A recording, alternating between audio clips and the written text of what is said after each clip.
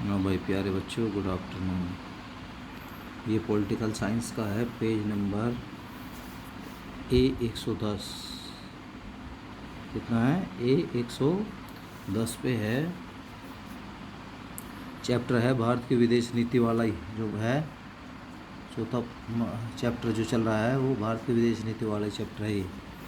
इसमें देखो भाई, पंचशील पर एक संक्षिप्त नोट लिखे। पंचशील मतलब कितने हैं? पंचशील का अर्थ है 5 सिद्धांत। पंचशील का अर्थ है 5 सिद्धांत। अब ये देखो सिद्धांत कौन कौन से हैं। पंचशील भारत की विदेश नीति का एक मूलभूत आधार है। पंचशील का अर्थ है 5 सिद्धांत। सन 1954 में भारत के प्रथम प्रधानमंत्री जवाहरलाल नेहरू ने प्रथम बार इन 5 सिद्धांतों की घोषणा की थी और इनका प्रयोग उन्होंने चीन के तत्कालीन प्रधानमंत्री चाउ एन लाई के साथ तिब्बत के मामले पर समझौता करते समय किया था।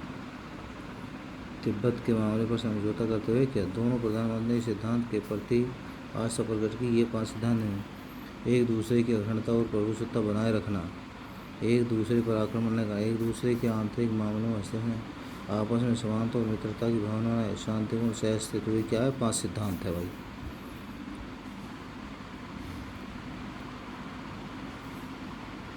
ठीक है भाई। अब देखो गुटनिरपेक्षता क्या अर्थ है इसका मुख्य। गुटनिरपेक्षता का अर्थ है विभिन्न गठबंधनों से अलग हो रहकर प्रत्येक अंतर्राष्ट्रीय विषय पर स्वतंत्र रूप से उसके गुण अथवा दोष के आधार पर निर्णय लेना। निरपेक्षता नंबर 1, अंतर्राष्ट्रीय शांति एवं सुरक्षा को बढ़ावा देना, साम्राज्यवाद और उपनिवेशवाद को समाप्त करना, संयुक्त राष्ट्र एवं संघ शांति प्रयास और कार्यों को सहयोग करना, और नस्लीय तथा रंग भेद पर आधारित भेदभाव को समाप्त करना। नस्ली मतलब गोरे कालों में भेद करके। 5वां, पूर्ण निशस्त्रीकरण। पूर्ण मतलब पूर्ण रूप से शस्त्रों को नष्ट करना और परमाणु अस्त्रों पर विशेष रूप से विरोध करना।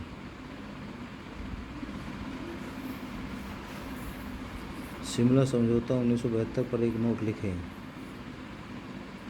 सन 1971 में बांग्लादेश की समस्या को लेकर भारत और पाकिस्तान के बीच युद्ध छिड़ गया। इस युद्ध में पाकिस्तान की पराजय हुई और इसका भाग हुई। पाकिस्तान उससे अलग हो गया और बांग्लादेश नामक एक स्वतंत्र राज्य की स्थापना हुई।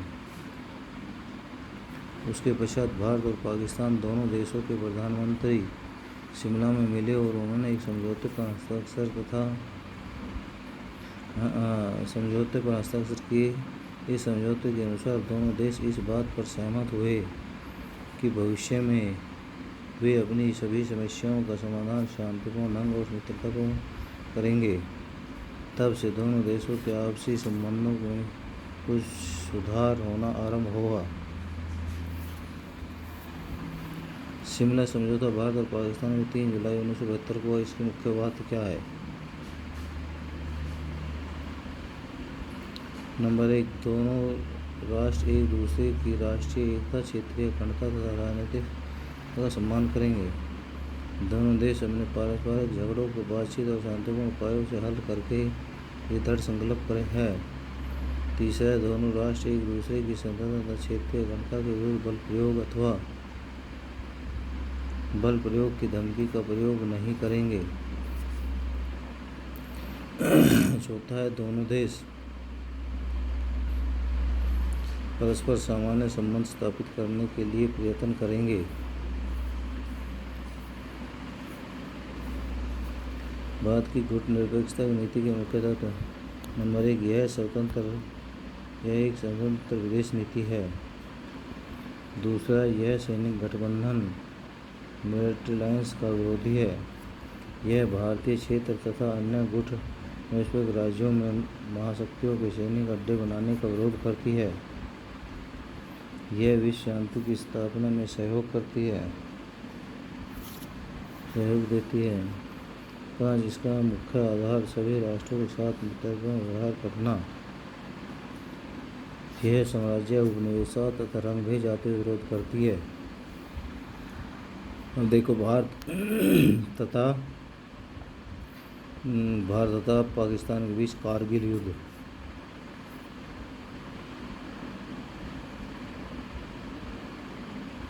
एक तरफ जहां लाहौर घोषणा पत्र वजन प्रतिनिधि के पाक यात्रा के द्वार पर भारत अपने पड़ोसी देश पाकिस्तान से संबंध सुधारने का प्रयास कर रहा था, वहीं दूसरी तरफ पाकिस्तानी सेना द्वारा पाक घुसपैठियों के साथ भारत की नियंत्रण रेखा में घुसपैठ की गई। जम्मू कश्मीर में के द्रास कारगिल ड्राइविंग क्षेत्रों में पाकिस्तान सेना ने अपने समर्थक घुसपैठियों के साथ कब्जा कर लिया। इससे दोनों देशों के बीच संघर्ष छिड़ गया, जिसे कारगिल की लड़ाई के नाम से जाना जाता है। भारतीय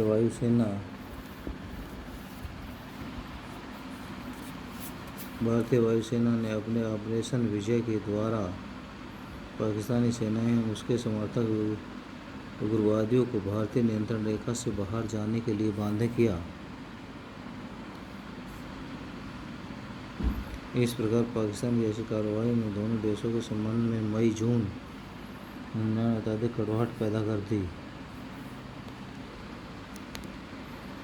भारत तथा पाकिस्तान के बीच तनाव का 4 कारण कौन से हैं भाई? ये बहुत ध्यान से देखना पड़ेगा ये क्वेश्चन। पाकिस्तान द्वारा कश्मीर के भारत के साथ विलय को स्वीकार न करना। मतलब पाकिस्तान कह रहा है कश्मीर का भारत के साथ, भारत कह रहा है कश्मीर में रहा है उसमें विलय मतलब मिलाने को स्वीकार नहीं करना। पाकिस्तान इसको स्वीकार नहीं करता। दूसरा है पाकिस्तान का भारत विरोधी प्रचार तथा उग्रवादियों एवं जम्मू कश्मीर के उग्रवादियों को न केवल शरण देना बल्कि भारत में तोड़ फोड़ तथा आतंकवादी कार्रवाइयाँ करने के लिए प्रशिक्षण तथा अन्य सभी प्रकार की सहायता देना। क्या करता है पाकिस्तान? आतंकवादियों को प्रशिक्षण देता है, शिक्षा देता है। वो भारत के लिए तैयार करता है ताकि भारत में जाकर दंगा साथ करे। पाकिस्तान द्वारा अमेरिका तथा चीन से सैनिक हथियार तथा अन्य सहायता प्राप्त करना, जिसका प्रयोग वह केवल भारत के विरुद्ध ही कर रहा है। यानी कि पाकिस्तान किससे? अमेरिका से और चीन से हथियार खरीद के और उन हथियारों का इस्तेमाल भारत के खिलाफ ही करता है। चौथा है पाकिस्तान बांग्लादेश की स्थापना में भारत को जिम्मेदार मानता है। बांग्लादेश क्या है कि वो पहले पाकिस्तान का हिस्सा था, लेकिन भारत ने उसको आज़ाद करा दिया। ठीक है भाई। अब देखो भाई,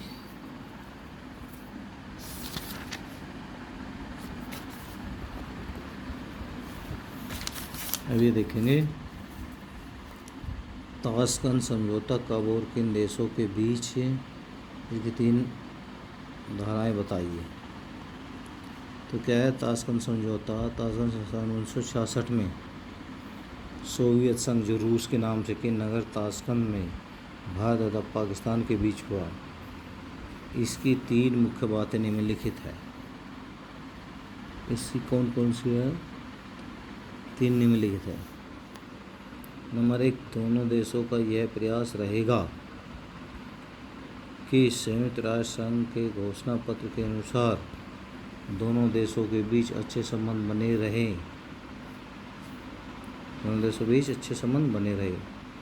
दूसरा, दोनों देश इस बात पर सहमत हुए कि दोनों देश की सेनाएं 5 फरवरी 1966 से पहले उस स्थान पर पहुंच जाए जहां वे 5 अगस्त 1965 से पहले थी। 5 अगस्त 1965 से पहले थी भारतीय सेना वहां पहुंच जाए। ये कौन कह रहा है? पाकिस्तान। तीसरा है कि दोनों देश एक दूसरे के विरुद्ध प्रचार नहीं करेंगे। एक दूसरे के विरुद्ध प्रचार नहीं करेंगे। भारत की विदेश नीति की 4 विशेषताएं। नंबर 1, संयुक्त राष्ट्र के सिद्धांतों का पालन करना। विश्व के देशों के साथ मैत्रीपूर्ण संबंध बनाए रखना। साम्राज्य उपनिवेशवाद का विरोध करना, विश्व में शांति एवं सुरक्षा बनाए रखना। सभी ये क्या है, विदेश नीति की 4 विशेषताएं हैं। ठीक है भाई।